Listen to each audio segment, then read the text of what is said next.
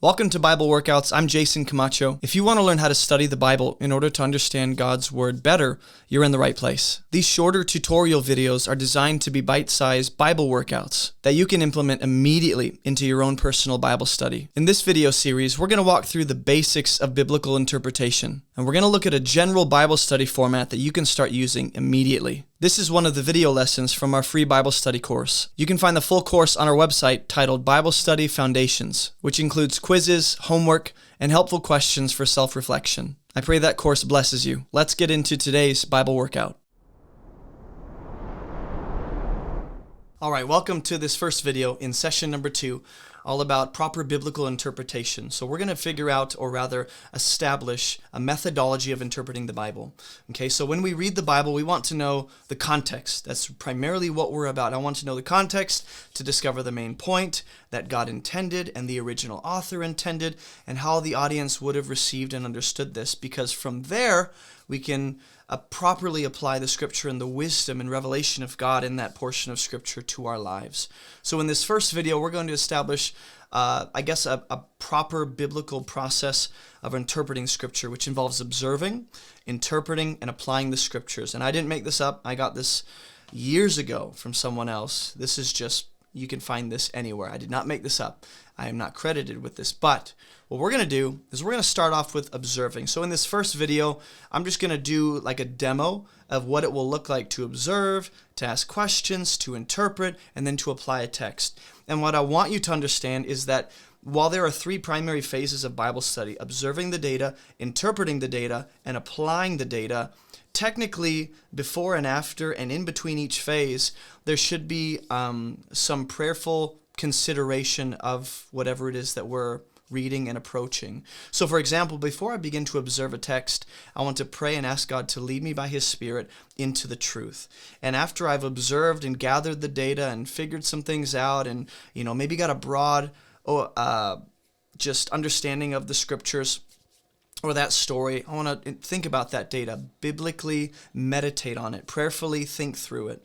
Then I'll get to the interpretation, and I'm going to do the same thing. So while this is observe, interpret, apply, I want you to learn and think about how in between each phase and before and after this whole thing is biblical, a prayerful meditation on whatever it is that we're reading and approaching. Okay, so I'm going to model this for you, and hopefully as we go through this, it's going to become more clear, and you're going to understand it a bit more. So we're going to take Matthew chapter 6, verse 1 through 4 as our first demo passage.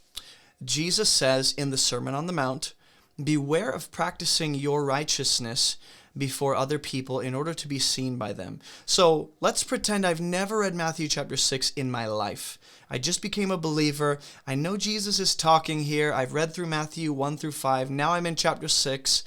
So what is it that I should do? Well, I'm just going to observe what I notice, or rather take note of whatever it is that I notice. For example, I know that Jesus is speaking here, okay?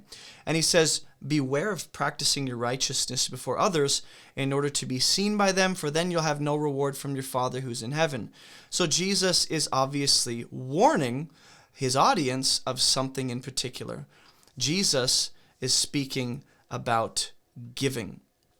In verse 2, "When you give to the needy, sound no trumpet before you as the hypocrites do in the synagogues and in the streets, that they may be praised by others. Truly I say to you, they've received their reward."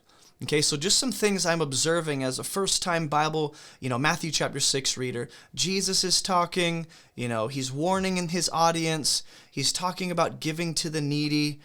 He says, "when you give," so it seems as though giving is just expected.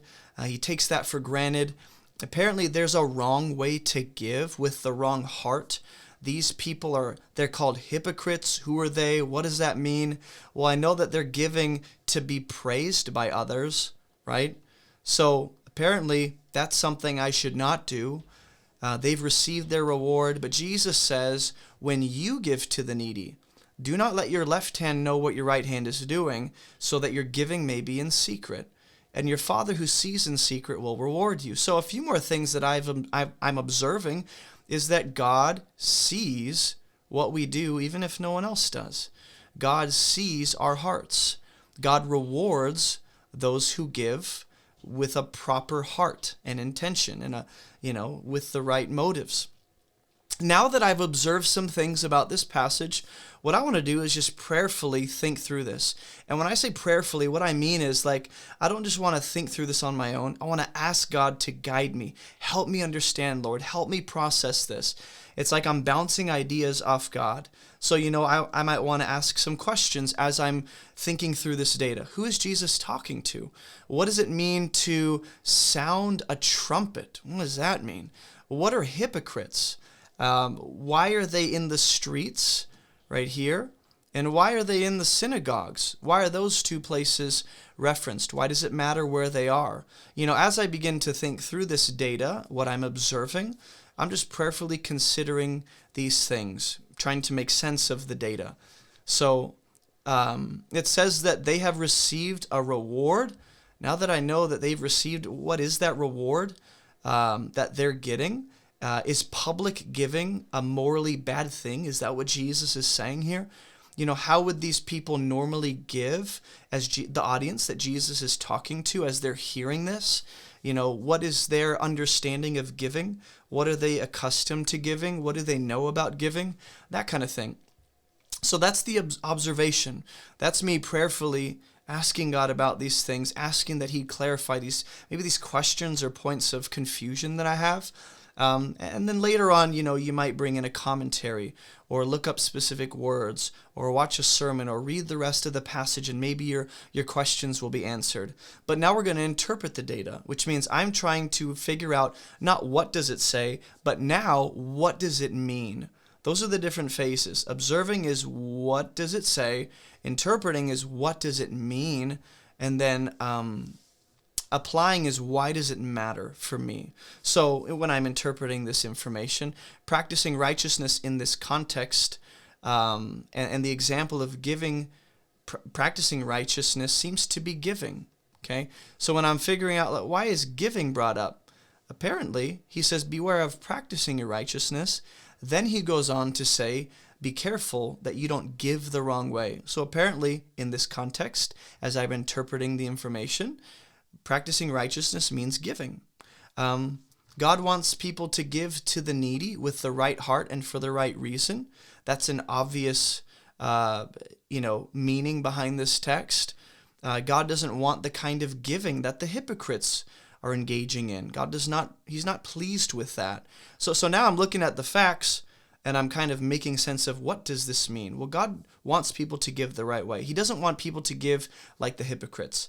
God does not want some public spectacle for the attention and the approval of others. So as I'm interpreting this and figuring out what it means, now I'm going to ask some more questions prayerfully to God, and maybe seek out some answers somehow.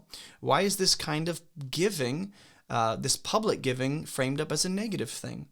I might want to be asking, it obviously doesn't honor God. Why doesn't it please God? How can I be sure that I'm not being a hypocrite? What does it mean to be a hypocrite? And why is the praise of others considered to be a bad thing in God's eyes in this context? And is that true of the rest of Scripture? Is all praise from man bad? Why is it bad here? So I'm just asking questions about the next level of Bible study after I've interpreted. So now what I want to do, let's just imagine I'm now applying this to my life. I know what it says. I think I know what it means, right? So now what does that mean for me? How do I apply that? Well, I think the context would imply that here's the application. We should give with the right heart for the approval and glory of God. I should not give for my own glory and for my own praise and self-image and reputation. I shouldn't make a public spectacle of my good deeds to draw attention to myself. I shouldn't be concerned with the approval or the applause of man. So that's the personal application, right? But I kind of skipped a phase. Technically, after we interpret and what it means, I don't just want to jump to me, right? So I made that mistake real time with you guys to show you that very often I do that. And there's nothing necessarily wrong with that if you already know how the audience would have understood this. But technically, after I interpret the data, I want to think through how would the audience have understood this? What would they have thought about this? How would they have understood giving? What would it have meant to them? Then I can begin to build to my life and figure out how it applies to me, right? So after I've made some application, I want to think, how can I give to those who are less fortunate this week? What do I have that I can share? How have I given in the past? What has my track record been of giving? Do I usually give with the wrong heart? How can I be sure my heart is right when I give to others, right?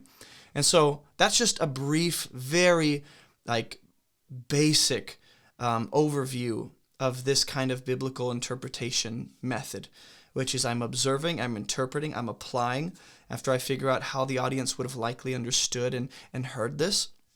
And along the way, I'm just asking questions and prayerfully inviting God into this to lead me by His Spirit. We do not want to remove God from the equation and just evaluate this through our own human reasoning. We use our reasoning skills and we exercise our mind, but we need God to guide us in that process. So at the end of this whole phase, when we are reading the Bible, what I want to establish and figure out is, what is the main idea of these first 4 verses here in Matthew 6? What is the main idea? And I think after considering all of that data, it's that God wants His people to give generously with the right heart for the right reason, which is for the glory of God and out of love for others. And when we do, God will reward His people when they give out of that heart. Okay, and so in the next video here in session 2, what we're going to do is dive a little bit deeper into the observation when it comes to looking at the data. And we're going to do another brief illustration, and I'm going to hopefully model for you another way of observing the facts and the data so that you can do this in your own personal Bible study, all right? And I should have clarified this before, but as you guys are going through each of these videos, pace yourself properly. Some of you want to rush through this. That's not the best thing to do. Others of you, you're not as maybe committed, and you're going to really go slowly through this so that there's a month in between each video. Pace yourself properly. Don't overwhelm yourself, but don't go so slow that you forget that what you heard when you get to the next video. So this is all building on the previous lessons and videos. So as we are moving forward and building from here, it's essential that you know that, okay? So I'll see you guys in video number 2 here in session 2 in that next one.